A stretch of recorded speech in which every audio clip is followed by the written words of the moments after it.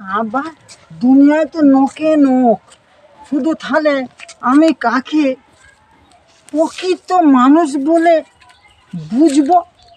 সেটা আব্বে তুমি একটু আমাকে কিছু বলবে। হ্যাঁ, আমি তো মনে করি যে লোক পরের পয়সা নিয়ে আর ফেরত দেয় না কখনো, আর হচ্ছে যে লোক পরের মাল নিয়ে আর তাকে দেয় না, আর হচ্ছে যে অন্যজনাকে সবসময় মানে চুরি করে তার কাছ থেকে নিয়ে এসে হাতিয়েছে, তার কাছে আর দেখাই করে না।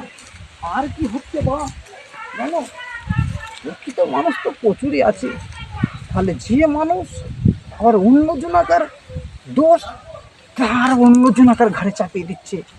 আচ্ছা আব্বা, তাহলে কি আমি প্রকৃত মানুষ কী করে খুঁজবো? আরও তাহলে অনেক খুঁজতে হবে কষ্ট করে, তাই না আব্বা? ঠিক বলেছো। হ্যাঁ, ঠিক আছে, তাহলে আমাকে আরও তদন্ত করে খুঁজতে হবে।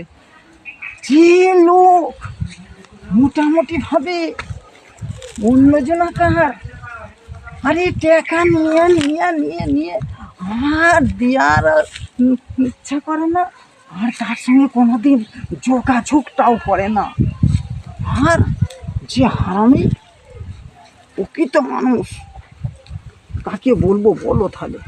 যে সারা জায়গায় সব কিছু ঘাইল করে রাখে, আব্বা তাকেই তো প্রকৃত মানুষ বলবো, ঠিক না আব্বা?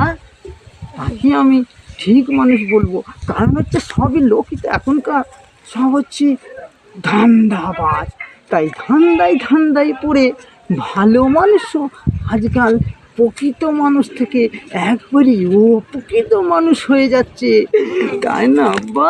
তাই আমি কি করে চিনবো প্রকৃত ভালো মানুষ? যে পদে মারে সেই এখন আজকাল প্রকৃত মানুষ বলে মনে হচ্ছে। ঠিক আছে আব্বা?